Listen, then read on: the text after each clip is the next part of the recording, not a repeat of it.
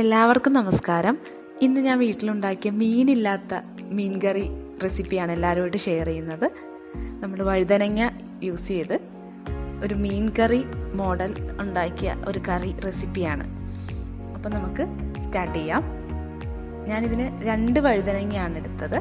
ആദ്യം അതിൻ്റെ സൈഡെല്ലാം കട്ട് ചെയ്ത് കളഞ്ഞു. അതിനുശേഷം ഞാനത് ചെറിയ കഷ്ണങ്ങളാക്കി, തീരെ ചെറുതല്ല.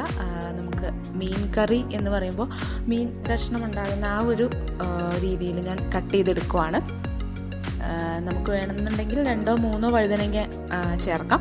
ഞാനിവിടെ എടുത്തത് 2 വഴുതനങ്ങയാണ്. ഇതിന് നമുക്ക് കിട്ടുന്ന ഏത് രീതിയിലുള്ള വഴുതനങ്ങയും യൂസ് ചെയ്യാം. ഞാനിവിടെ എടുത്തത് പച്ച നിറത്തിൽ നമുക്ക് കിട്ടുന്ന നീളൻ വഴുതനങ്ങയാണ് എടുത്തത്.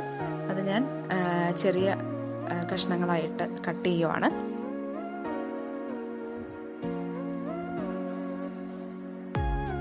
ഇനി നമുക്ക് ചെയ്യാനുള്ളത് ഇത് കുറച്ച് ഉപ്പും മഞ്ഞൾപ്പൊടിയും മുളക് പൊടിയും ചേർത്ത് ഒന്ന് മിക്സ് ചെയ്യണം. അപ്പോൾ ഞാൻ അതിന് വേണ്ടിയിട്ട് വളരെ കുറച്ച് മഞ്ഞൾപ്പൊടിയും മുളക് പൊടിയും ചേർത്താൽ മതി. ഇനി നമുക്ക് ചേർക്കാനുള്ളതാണ്. അത് നല്ലോണം ഒന്ന് മിക്സ് ചെയ്യാം. കൈ വെച്ച് തന്നെ മിക്സ് ചെയ്തു. അതിന് ശേഷം ഞാൻ ചുവന്നുള്ളി നമ്മുടെ ഇഷ്ടത്തിനനുസരിച്ചെടുക്കാം. ഒരു 7-8 ചുവന്നുള്ളി എടുത്ത് ജസ്റ്റ് 2ആക്കി ഒന്ന് കട്ട് ചെയ്തു. അതിനുശേഷം വെളുത്തുള്ളി, ചെറിയ കഷ്ണം ഇഞ്ചി. വെളുത്തുള്ളി നമുക്ക് നമ്മുടെ ഇഷ്ടത്തിനനുസരിച്ച് ചേർക്കാവുന്നതാണ്. അത് ജസ്റ്റ് ഒന്ന് ചതച്ചെടുത്തു. അതിനുശേഷം 2 തണ്ട് കറിവേപ്പില എടുത്ത് വെച്ചിരിക്കുന്നതാണ്. അതിനുശേഷം നമ്മൾ ഒരു പാൻ എടുത്ത് ചൂടാക്കി അതിലേക്ക് വെളിച്ചെണ്ണ ചേർത്തു. ഞാൻ വളരെ കുറച്ച് വെളിച്ചെണ്ണ യൂസ് ചെയ്യുന്ന ഒരാളാണ്. നമ്മുടെ ഇഷ്ടത്തിനനുസരിച്ച് ചെയ്യാം. അതിലേക്ക് ഈ വഴുതനങ്ങ ഇട്ട് കൊടുക്കുവാണ്. നമ്മൾ ഡയറക്റ്റ് വഴുതനങ്ങ ഇടാതെ ആദ്യം ഒന്ന് റോസ്റ്റ് ചെയ്തെടുത്താലാണ് ആ മീൻ കറിക്ക്, അല്ലെങ്കിൽ മീൻ കറി ഉണ്ടാക്കുന്ന സമയത്ത് ഈ വഴുതനങ്ങ ചിലപ്പോൾ ഇതിൻ്റെ വേവ് കറക്റ്റ് ആവാതെ വരും. ചിലപ്പോൾ അതിലേക്ക് വെള്ളത്തിൽ അലിഞ്ഞു പോകാനുള്ള സാധ്യതയുണ്ട്. അപ്പോൾ ആദ്യം തന്നെ നമ്മൾ റോസ്റ്റ് ചെയ്തെടുക്കുകയാണ്. ജസ്റ്റ് കുറച്ച് നേരം മതി. വഴുതനങ്ങ പെട്ടെന്ന് വേവുന്ന ഒരു പച്ചക്കറിയാണ്. അതുകൊണ്ട് നമ്മൾ ജസ്റ്റ് ഒന്ന് ഈ എണ്ണയിലിട്ടൊന്ന് വഴറ്റുവാണ്. ഒരു വശം ജസ്റ്റ് മൊരിഞ്ഞ് തുടങ്ങിയപ്പോൾ തന്നെ ഞാൻ മറിച്ചിട്ടു.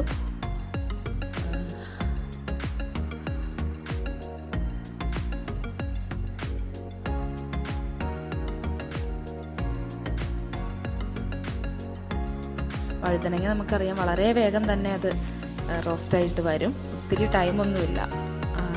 വഴുതനങ്ങ ഈ രീതിയിൽ ഉണ്ടാക്കുവാണെങ്കിൽ നല്ല ടേസ്റ്റി ആയിരിക്കും. നോർമലി വഴുതനങ്ങ മാത്രം വെച്ചിട്ട് കറി വയ്ക്കുമ്പോൾ ചിലപ്പോൾ ആ ടേസ്റ്റ് നമുക്ക് പറ്റില്ല.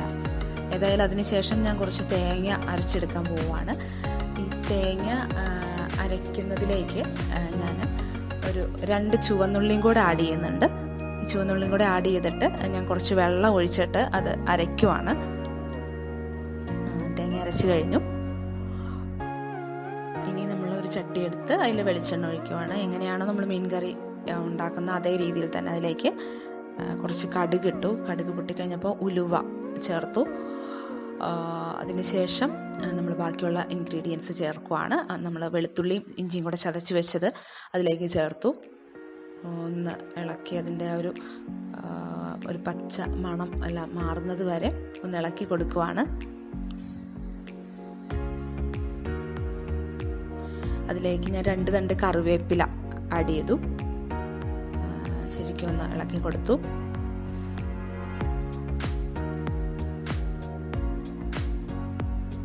അതിലേക്ക് നമ്മൾ അരിഞ്ഞു വെച്ചിരിക്കുന്ന ചുവന്നുള്ളി ചേർക്കുവാണ്.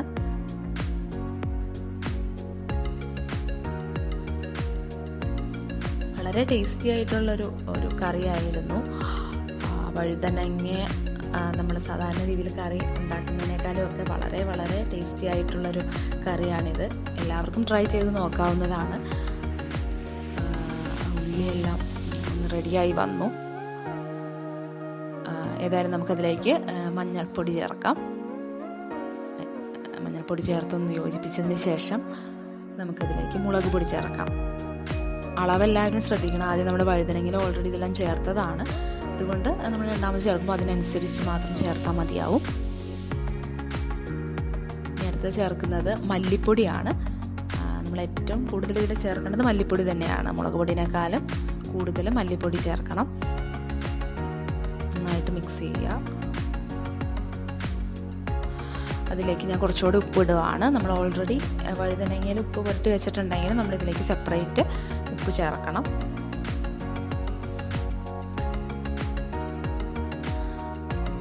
അതൊന്ന് റെഡിയായി കഴിഞ്ഞപ്പോൾ ഞാനതിലേക്ക് തേങ്ങ അരച്ചത് ചേർത്ത് കൊടുത്തു.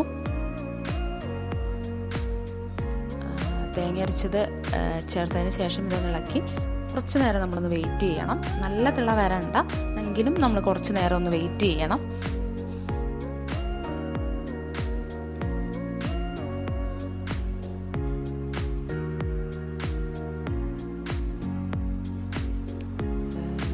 ചെറുതായിട്ടൊന്ന് തിളച്ച് വരാൻ സ്റ്റാർട്ട് ചെയ്തപ്പോൾ ഞാൻ കുറച്ചുകൂടി വെള്ളം കൂടി അതിലേക്ക് ചേർക്കുന്നുണ്ട്.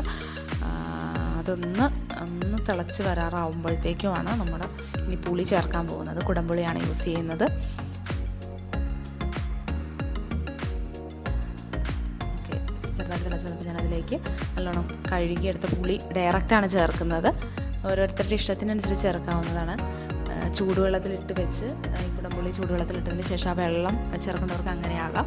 ഞാൻ ചെയ്തത് ഡയറക്റ്റ് പുളി ഇടുകയാണ് ചെയ്തത്. ഒന്ന് അടച്ചു വെച്ചിട്ട് ശരിക്കും വെട്ടി തിളയ്ക്കുന്നത് വരെ നമുക്ക് വെയിറ്റ് ചെയ്യാം. ഇത്തിരി ടൈമൊന്നും എടുക്കില്ല, അതിന് മുന്നേ തന്നെ വെട്ടി തിളയ്ക്കാൻ തുടങ്ങി.